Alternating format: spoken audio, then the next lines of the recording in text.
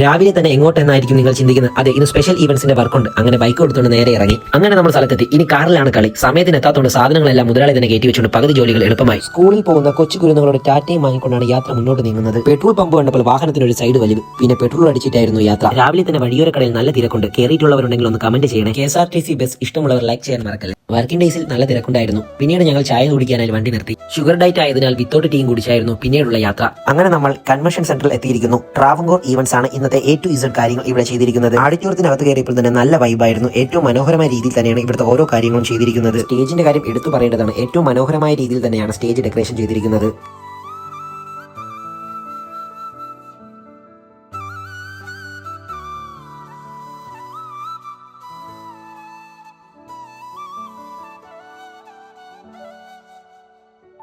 രണ്ടു മണിയോടെ ഞങ്ങൾ അവിടെ നിന്ന് ഇറങ്ങി. പിന്നീട് പുനലൂർ പാലം കാണാൻ പോയി. അതിനുശേഷം പിന്നെ വഴിയിലെ കാഴ്ചകളൊക്കെ കണ്ടാണ് ഞങ്ങൾ